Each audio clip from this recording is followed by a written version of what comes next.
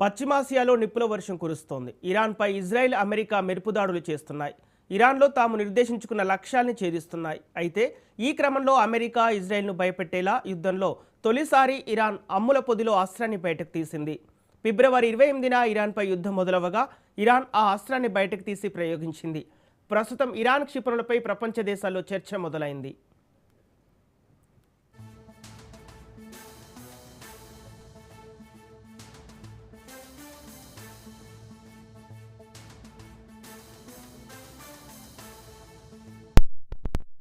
Israel, అమెరికాకు shock ఇస్తూ Iran 2 దశల బాలిస్టిక్ క్షిపణులు తయారు చేసి ఇటీవల పరీక్షించింది. వీటిలో ప్రధానమైనది సెజ్జిల్ బాలిస్టిక్ క్షిపణి.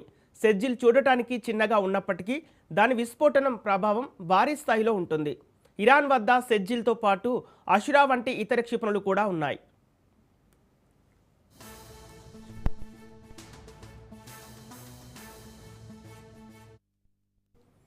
సెజ్జిల్ 2 అనేది 2 దశల ఘన ఇంధన మధ్యస్థ శ్రేణి బాలిస్టిక్ క్షిపణి. దీని పొడవు 18 మీటర్లు, వ్యాసం 1.25 మీటర్లు, మొత్తం బరువు 23,600 కిలోలు. ఇది 2,000 కిలోమీటర్ల పరిధిలో దాదాపు 700 కిలోల పేలెడ్ను మోయగలదు.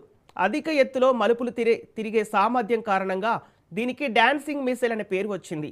ఈ ప్రత్యేకత వల్ల ఐరన్ డోమ్ వంటి రక్షణ వ్యవస్థలను తప్పించగలదు.